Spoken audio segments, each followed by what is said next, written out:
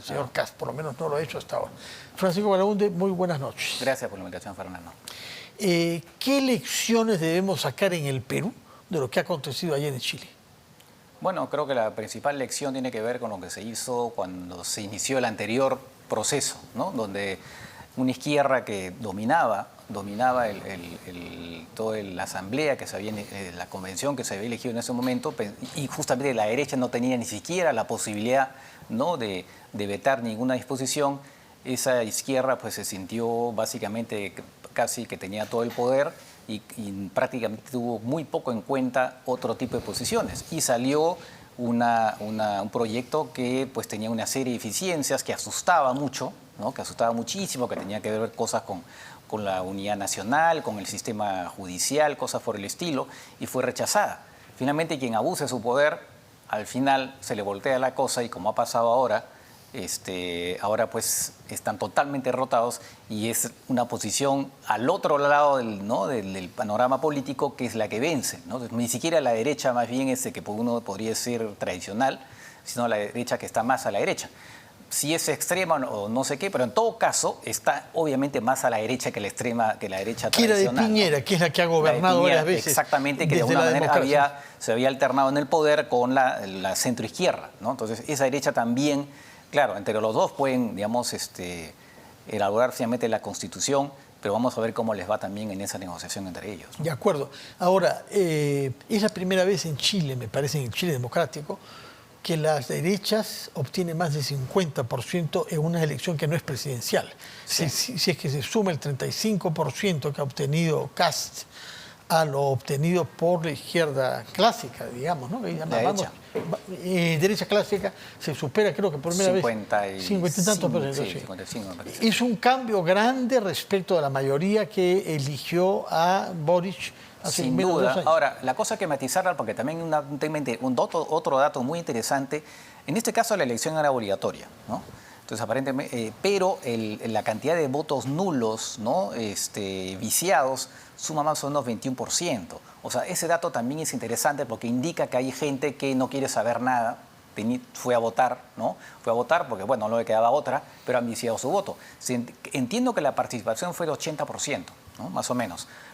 Lo cual, bueno, hay 20% que en promedio no iba a votar, pero además hay gente que ha viciado su voto. O sea, es un triunfo, sí, pero hay que también ver la otra parte, que hay mucha gente que está, como sucede en muchos países, y eso también indica que en Chile normalmente la votación no es obligatoria y va muy poca gente a votar. O sea, igual eso ha aumentado y hay un desencanto. O sea, hay un triunfo importante, ha sido derrotado Boric, pero también hay un sector de la población que ya no quiere saber nada, ¿no? Entonces, ese es un dato que se tiene que tener en cuenta y incluso ahora los vencedores van a tener que tener en cuenta un poco eso. Es decir, lógicamente, digo yo, ¿no? Pero tiene un panorama político muy complicado que hay en Chile.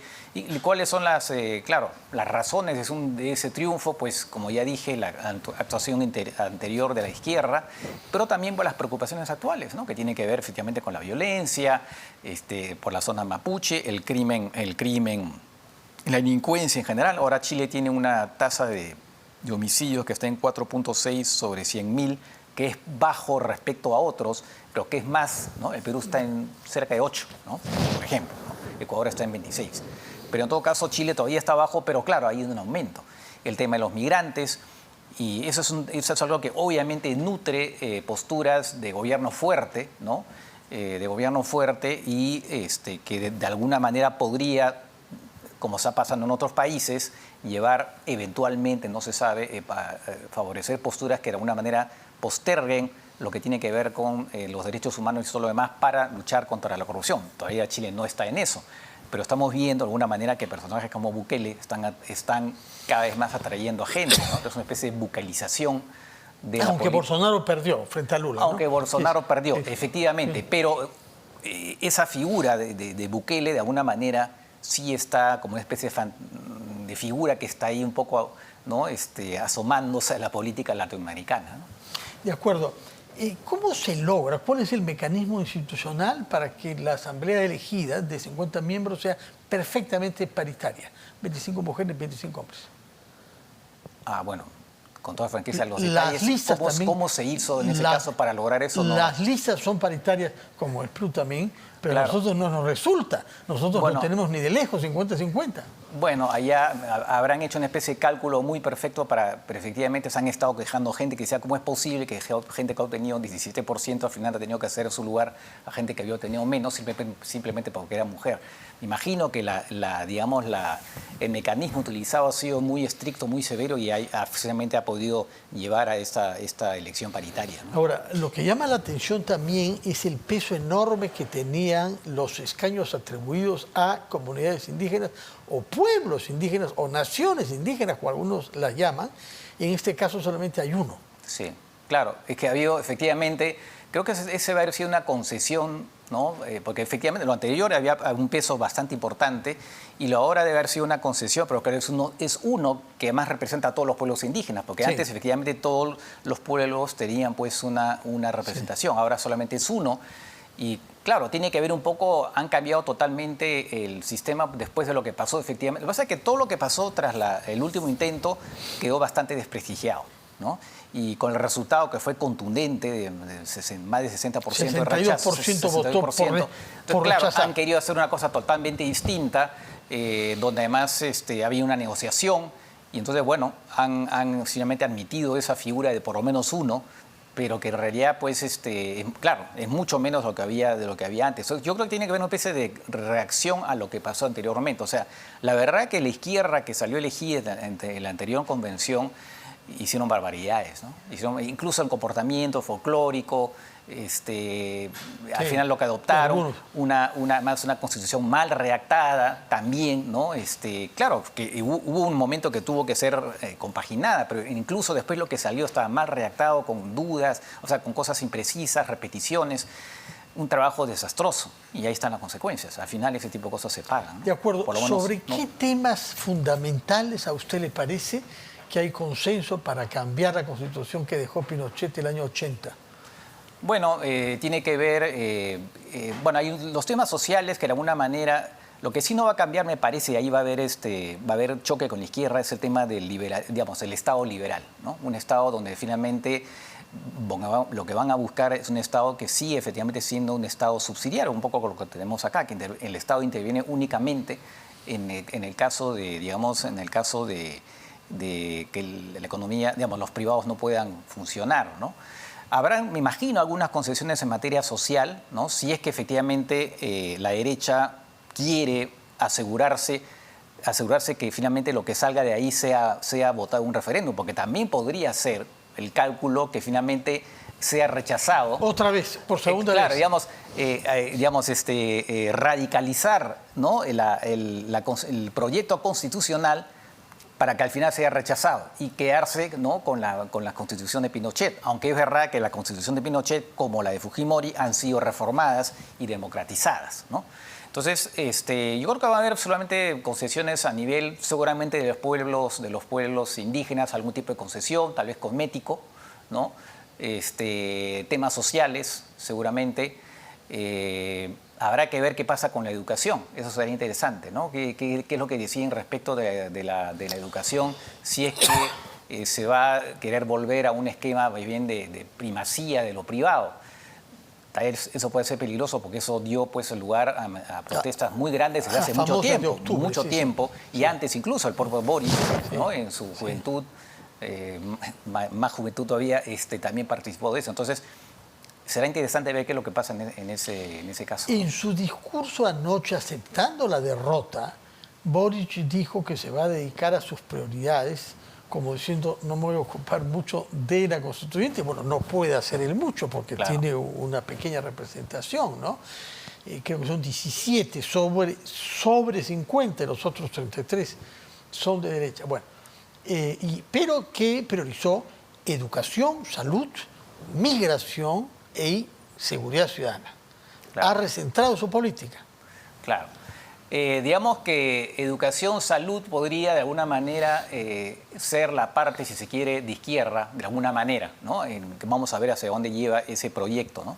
Lo de salud será interesante, ¿no? Vamos a ver si quiere, me imagino que no querrá hacer algo como lo que está haciendo Petro en su país, imponer una reforma de manera un poco brusca, ¿no? Y claro, el tema de inmigración y seguridad, claro, ahí está respondiendo a la preocupación de la gente que ha votado ahora por la derecha, ¿no? Porque efectivamente la seguridad en estos momentos en Chile han matado, por ejemplo, tres carabineros, se ha convertido cada vez más, se está convirtiendo en una preocupación cada vez mayor, y la migración también. Entonces, si uno pudiera, digamos, ponerle etiquetas, que cosa que no tiene que ser necesariamente así, pero uno podría decir que migración y seguridad son temas de derecha y lo otro podría ser eventualmente, según, claro, hacia dónde va su reforma, podrían ser considerados temas de izquierda, porque claro, tiene que cuidar también su propio frente, ¿no? Su propio grupo. Entonces tiene que ver cómo hace el equilibrio, ¿no? Responder a las provocaciones de la derecha, por ejemplo, en eso entra, por ejemplo, esta ley que se ha dado, que lleva el nombre de 2 carabineros, por la cual se asume la presunción de inocencia del policía que dispara. Normalmente cuando el policía, en general, ¿no? En los países, cuando un policía dispara y mata a una persona, de todas maneras hay una investigación para ver las circunstancias por qué ha disparado. Entonces ahora más bien lo que se hace es presumir la inocencia del carabinero que dispara. Entonces, claro, eso que ha sido una concesión también del propio Boric, claro, va en el sentido de la seguridad, ¿no? Entonces, sí, pues él está un poco dividido, además está muy debilitado ahora, más aún después de esta derrota espantosa, y va a tener que efectivamente, bueno, aplacar acá y aplacar acá, ¿no? Pero claro, ha perdido mucha influencia, ¿no? Ha perdido mucha capacidad vamos a ver cómo es su gobierno. Y además el tema también que ha suscitado mucha preocupación en Chile es el tema del litio, ¿no? Este proyecto de nacionalizar el litio, entonces eso hace que en otros países vengan acá los inversionistas porque se van a comenzar a ir de Chile, ¿no? Entonces, ahí también me parece que ha entrado a tallar una especie de consideración ideológica por parte de Boric, ¿no? Alinearse con estas posturas que dicen que hay que industrializar y todo lo demás, y el Estado tiene que ser parte, ¿no? Pero pareciera que, en todo caso, entre los inversionistas, entre los privados, obviamente eso ha sido mal recibido, y cuando uno lee la prensa extranjera, Financial Times y otros dicen que eso va a ahuyentar la inversión. Entonces, pareciera que eso es más bien una postura ideológica más que realmente pensada desde el punto de vista de lo que Chile puede ganar, De ¿no? acuerdo. Regresando a las elecciones políticas, hay solamente 3 bancadas. Solamente 3 bancadas. Sí. Cast, la bancada de izquierda pro Boric, y una bancada de derecha pro Piñera. Porque la de centro y la izquierda moderada han desaparecido. A eso digo, no hubo una unión entre la izquierda de Boric y la centroizquierda que ha gobernado, de manera que los sucesivos presidentes de la República, Bachelet, Frey, Aylwin, Lagos, no tienen representación en este Parlamento, porque no quisieron, con la idea equivocada de que era mejor que postulen con listas separadas. Sí. Fue un error. Y lo mismo pasó con un quinto grupo que quedó con 5%, el Partido de la Gente, que es un populismo... que es un populismo nuevo también, ¿no? Pero llama la atención sobre todo este partido de centro-izquierda que unía a la democracia cristiana. Exactamente. Con corrientes moderadas de izquierda que quedó con 9% Lo que pasa fuera. es que en este momento la moderación no tiene rating, ¿no? Creo que en muchos países los moderados se están perdiendo en varios lugares, y en Chile, además, la democracia cristiana está muy debilitada, ¿no? Se ha dividido, ¿no? No termina, parece un partido que no termina de desgranarse, ¿no? De dividirse, y la izquierda moderada también. O sea, en estos momentos son las voces un poco más radicales eventualmente que son las que están primando, y parecería que fue un poco el caso también en Chile, ¿no? Y es una pena, ¿no? Porque efectivamente siempre se necesita un poco de moderación, ¿no? Digo yo. Quisiera ahora que nos diga una palabra sobre Colombia. Ha sorprendido mucho y han habido reacciones internacionales severas contra el presidente Petro por haber sostenido que él tiene autoridad sobre el fiscal de la nación. Es su jefe. Estamos ante uno de los pilares de la autonomía constitucional de las instituciones, en este caso de la investigación penal, y el señor Petro se permite decir que él es el jefe del fiscal de la nación, que ha reaccionado con mucha... Creo que está en Lima por lo demás es fiscal, ¿no? Sí. Denos su opinión sobre el tema y sobre las reacciones internacionales que han habido. Yo lo que creo es que en realidad Petro, para mí, no es un demócrata. Yo creo que es una persona que se ha quedado como la mentalidad del guerrillero y que ha mostrado muchas veces que en el fondo él la democracia no la tiene muy alta estima. Recordemos lo que declaró el 1 de mayo, ¿no? Su balconazo, porque él está muy claro que quiere oponer al Congreso, al Parlamento, quiere imponerle la calle. Para más una calle muy relativa, por lo demás, porque su popularidad está muy baja. No hay que olvidar que él fue elegido finalmente en segunda vuelta, no fue en primera vuelta. Entonces no es una persona que sea célebre a las multitudes. Una parte nadie sí. se eligió en primera vuelta. ¿Ah? ¿No? Nadie se eligió en primera vuelta. Bueno, pero él pretendía eso. Sí. Pretendía ser elegido en primera vuelta. Pero en todo caso, la distancia no fue tan grande tampoco. Y además, ahora uno ve las encuestas y él definitivamente está con una caída de popularidad. Entonces, él pretende levantar a la calle que lo sigue, que no es toda, porque incluso ha habido una manifestación de la derecha después de una que él había organizado, que fue mucho mayor de la que él había organizado hace algunos meses, ¿no? Entonces, él en el fondo, y con eso lo que dijo el 1 de mayo, y también declaraciones diciendo que, bueno, si no adoptaban su reforma, en fin, podía haber una revolución, cosas por el estilo, a mí me indica que es una persona que en el fondo es bastante prepotente, ¿no? Y yo no creo que sea realmente, con toda franqueza, dudo que él sea un demócrata convencido. De acuerdo. En todo caso, es inaceptable que el jefe de Estado, o sea, decir que el jefe de Estado diga que el fiscal de la Nación, que allá se llama fiscal general, ¿no? Él es su jefe, es absolutamente inaceptable. Ahí le brotó toda la prepotencia. Claro, es verdad que hay un conflicto con él, hay una polémica, ¿no? Lo que se quiera. Pero él no puede salir con ese tipo de declaraciones porque se olvida porque él es presidente. Un presidente no puede hacer ese tipo de declaraciones.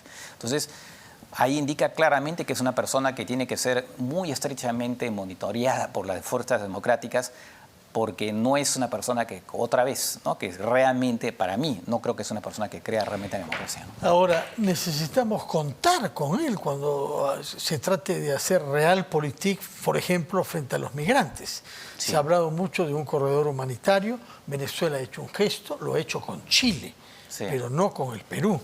Y los que han repatriado en el avión que fue a Arica son solamente personas que se hallaban en Chile, sí, o que habían salido y que estaban en el espacio junto a la frontera.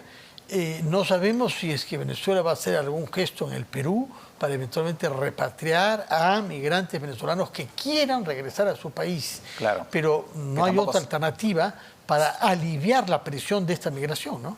Sí, bueno, claro, tenemos que contar con él, pero básicamente para que nos sirva un poco de puente con Maduro, ¿no? Cuando me refiero a Petro, ¿no? Sí. Petro podría servir eventualmente de puente con Maduro para, porque efectivamente ese tema tiene que ser visto pues en conjunto por todos los países que están de alguna manera involucrados, ¿no? Hay que ver también cuántos de esos migrantes quieren realmente regresar a su país, cosa que no es que sean todos, hay muchos que se quieren quedar, ¿no? Todos no, pero se hablaba de que solamente eran 30 y finalmente hay 135 que han volado. Y se anuncian otros vuelos. Claro, claro. ¿No? Bueno, ahí sí, obviamente, además Colombia es un país con que obviamente tenemos que mantener las relaciones, ¿no? Por más, digamos, es interesante, por lo demás, creo que ningún periodista le ha preguntado, que yo sepa, por lo menos le ha preguntado a Petro, qué opina después de que la Comisión Interamericana dijo, ¿no? Contrariamente a lo que él dice, que el golpe de Estado fue más bien por parte de Castillo, no del Congreso, ¿no? Y entiendo que él, hasta el momento, por no, ni en Twitter no lo he visto, no se ha pronunciado. Sería interesante que le preguntaran eso, ¿no? Pero en todo caso, sí, pues hay que mantener buenas relaciones con Colombia, ¿no?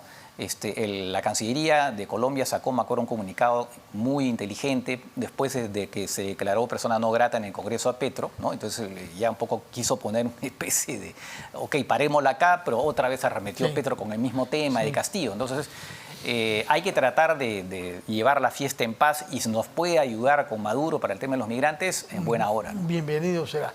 realpolitik. Muchas gracias, Francisco Belaúnde. Recuerdo que usted es un internacionalista y que tiene publicaciones, algunos días creo financiadas por la Konrad Adenauer Stiftung, que es ejemplo de la modernidad. Más allá de fachos y caviares. Sí. Muchas gracias por